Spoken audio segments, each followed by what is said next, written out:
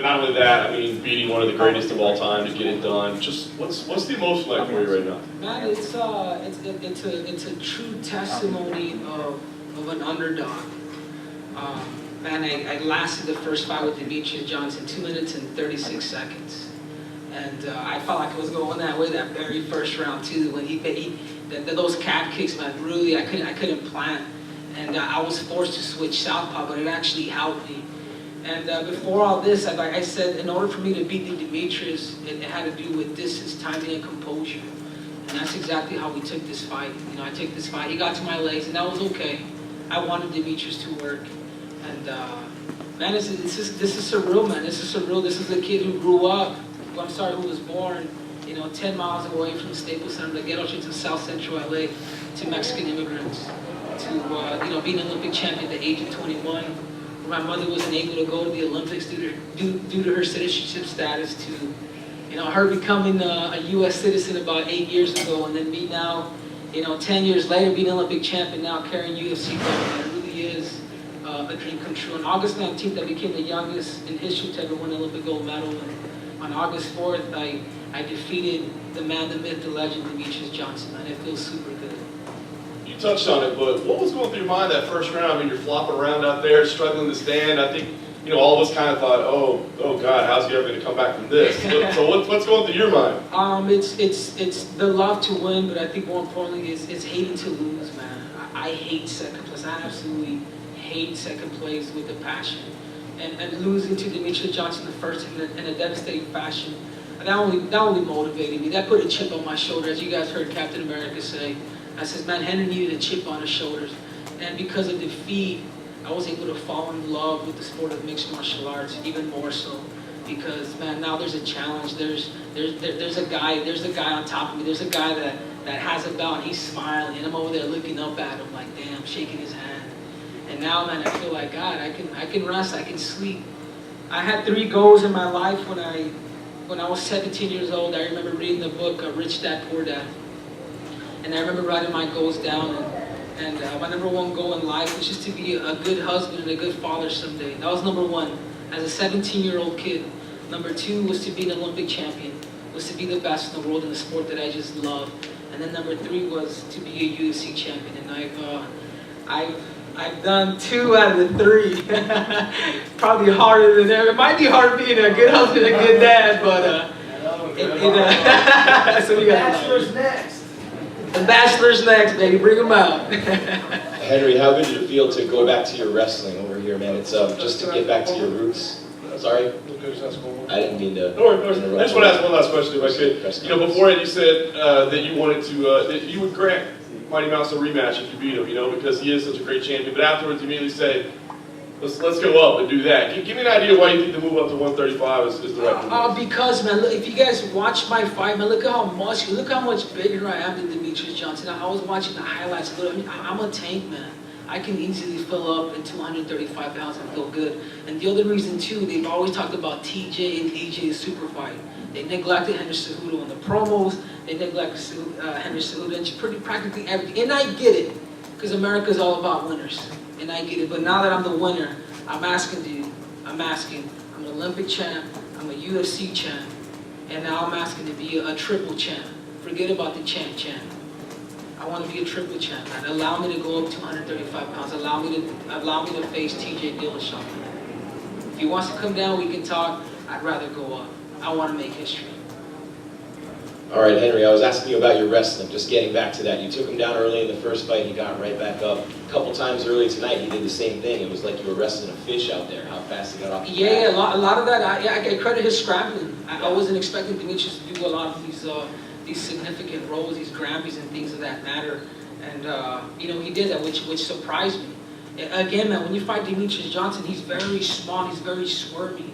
It's not like you fight somebody where you can kind of feel like he's constantly just moving. So I kind of had to use I had to deal with the cards that I was dealt with. And in those situations, I had to continue to keep mixing and making it awkward for him. And I noticed, even with Demetrius, the more you make him scramble, he gets tired. He gets tired, man. He's human. I said it before. I said he believes just like me. And, tonight was my night. It wasn't an easy fight. It was a technical fight. I believe this, and I said it before. I said, man, this is much bigger than the belt, man. I defeated a guy that there's a bit of admiration for, a guy that's done a lot for the flyweight division, and now I have that X on my back, and it's my job to carry it, and I'm looking forward to that. Yeah, and obviously that's something that, and a lot more options too for the wife maybe with that belt. But I wanted to ask you about what you did in your camp and the complete difference in your physique and everything that you've done with Neuroforce One, with the science and all that stuff to not only make you've improved every aspect of your game and then mentally slowing things down in there, but just everything in general to make a complete package and build a champion. I said it before. I says if I can't be the best in the world, there's something wrong. I have the physique, I have the body, I have the intelligence. I'm fast, I'm explosive, I'm young and cute. Some of you guys could laugh, and some of you guys are so sleepy. I gotta wake you guys up. And I decided to put science in the center of this camp, and I worked with the sports performance-based company, performance-based company called Neuroforce One, and they handled everything from my recovery to my nutrition to my vitamins to my proteins, and I'd never done this before. I come from the sport of wrestling, where you just put your head down, you just work, and I would get injured and whatnot, and things were becoming repetitive, and I finally, I got to know Neuroforce One. I saw what they were doing. I saw a complete change, and you guys could see that change when I fought Wilson Hayes. I was like, God, that dude is ripped. He's bulky. This dude, he doesn't look like a flyweight. I never had an 8-pack or a 6-pack for that matter. I can drink them, but I can't have them. And I think that was the difference, was adding science and Neuroforce One to the center of this camp. Henry, how much do you think patience tonight was a factor? Because Demetrius is so fast and quick and he's moving, and you had to remain patient and stay in the game plan. Do you think that was a factor, especially early when he was moving so much? Yeah, absolutely. I think it was patience. I think that was key in timing and not allowing a lot of his movement to disorient me. Because he moves a lot, man. He's super hard to hit, man. He's got a tiny head. Like somehow it's big from the back, but his face is it's small, man. So when you fight Demetrius, he's a small target, and he moves. He's unlike any other flyweight. And I think that was a difference. Like, man, I gotta wait for my opportunity. I might have to get hit a couple times to give a good hard blow and then transition to my wrestling. When you started with Neuroforce One and your body starts to change, did it take a while for you to get used to it? Like, your body's different than it was previously, and you had you worked so long and so well with the body you had previously. Did you have to, kind of adjust to it, and did it take a while for that type of training to filter down to where you saw results? Yeah, absolutely. And I was telling them, like, guys, I'm getting too big, man. I'm getting too muscular. When they did the studies on me at the PCI Wellness, they from 3 weeks from me prior to going, I gained like 27% muscle mass on my legs. I mean, 27%. I mean, the scientists at the USCPI was like, what are you guys giving this kid? Like, what's and I'm clean, guys, by the way, to get that out there. But I think you would blame genetics too. My father, my mother, they worked hard. And my mom never drank. My dad, and vice versa. But he was a bodybuilder. He was, from the little bit that I know of him, very kind of muscular. So that was kind of brought down to me, genetically. I just wanted to ask you a little bit about your personal background. Like, you've gone through that. You wrote a book about all the things that happened to you and all the kids sleeping in the bed and your dad stealing the Christmas presents that weren't there and all that stuff. But did you think of any of that? Because, you had so many lows in your life and, and starting in Los Angeles where you were born and going through your life. And did any of that flash through your mind tonight after Dana wrapped the belt around your waist and, you exulted in the win? Did you think of where you had come from and all the low, hard times you had had? Yeah, absolutely. And I always tell people, we're poor in material, but we're rich at heart. I had a mother who was very religious growing up, and she had the attitude of no excuse. And she never allowed us to play the victim role. We were always challenged by my brothers and sisters. It's different because I'm a son of immigrants. And the way you grew up, it was different. And I was telling these stories with these guys. I remember when I was a kid, and I never felt embarrassed. I remember going with my mom to the store, and we would go shopping for food. And I remember we would come back and we would, I would literally walk with her like the whole time. And this is in the middle of the city, you know, with a shopping cart just full of food into our apartments. And I never really felt embarrassed. I've always felt like, man, this is my mom, this is my family. And I've always taken a lot of these methods from the day I was a kid until now.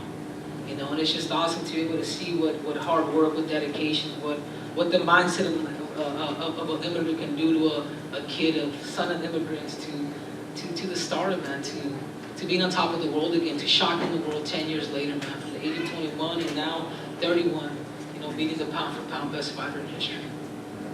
Henry, coming in, first thing you said when you came into the press conference here, you all doubted me. Every single one of you doubted me. How much more sweet is this victory to you, knowing that you were pretty much considered coming in the afterthought? Yeah, I think it's life, man. It's life. This wasn't. I've always saw it this way because I believed in myself. This wasn't David versus Goliath, man. This was David versus David.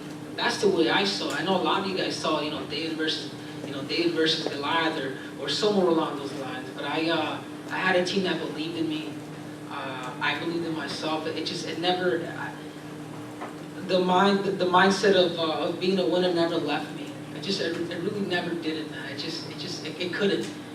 I still allowed that fire to burn inside me. I put myself in deep waters, and that's just what happens, man. It's to me, it's more based on action than just talking about it. I went back into the gym. I was mad for a couple of weeks after the Demetrius loss. I was mad. I don't even think I came out of my room for a while, but I came out of that rut, and I used that as a motivator, and here we are today. I'm here from Colorado Springs. I'm just curious, you know, moving there at such a young age and kind of essentially becoming a professional athlete at that age, how important was it to have this next step? So you had something to transition to after you dedicated so much to wrestling. I did, and I think that's what the sport of mixed martial arts does. A lot of people may be watching this and they still may think it's human cockfighting, but man, the sport is a sport, man. It's given me a way it's given me a livelihood. I'm able to have a house, a car, and as you guys know, a lot of Olympians now, you know, being number 2, being number 3 in the world doesn't get you paid. A lot of these guys are living minimum wage, and what the sport of mixed martial arts does, man, it gives me opportunity, 6, 7-figure paydays, man. This is awesome. At 125 pounds, you don't have to be Mike Tyson.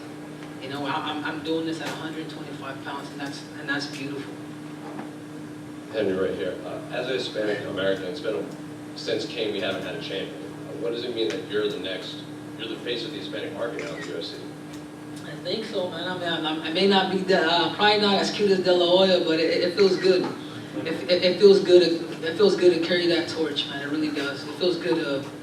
I'm a blessed human being, man. I'm a very, very prideful American, and also my heritage, man. I could never forget it, man. I just can't. Man. I love Mexico. Actually, after this fight, I'm actually heading out to Cancun and relaxing and enjoying the people and the food and everything else you guys want to know about. Henry, you were a little bit reluctant a couple days ago to talk about like fate and destiny being at play, but in your heart, did you truly believe, even back then, that this was going to happen, and do you believe that now? Yeah, I mean, you in your mind, you premeditate these moments of you know, strapping that belt around your waist. You know, and it could be a lot easier if it wasn't Demetrius Johnson, you know, because that goes through your mind. But I've always saw him as a challenge. I've always saw him like, man, I have a bit of admiration for that guy. You know, it's like beating Demetrius Johnson was much bigger than his UFC belt, man. This is something for sports. This is something that this guy's been dominating the weight class for years. Before Demetrius Johnson before I ever started the sport of mixed martial arts, he was already champ. Before I even ever fathomed about joining the UFC, he was already the champion. You know, and that guy motivated me. That defeat just made me stronger. Yeah, Henry, when you were up there and the decision was being read, were you worried at all? It was a pretty close fight. Yeah, I felt like it could have gone either way. I really did, man. If they would have given it to Demetrius, I'd have been like, damn. It could have gone either way for sure, man. And I'm a very honest and humble human being. but I was just happy to hear I knew. Just one more thing, close fight, Meach was the champion for a very long time. I know you want to go up, but would you be willing to give him an immediate rematch? Yeah, absolutely, man, absolutely. And I want to talk to the UFC about that. He would deserve it, but like I said before, man, TJ has always thought about going down, and I'm saying, hey, man, let's, it's no more DJ, man, it's Henry Cejudo, and I want to go up. Let's do it, man, 135 pounds, I'm willing to challenge the champ.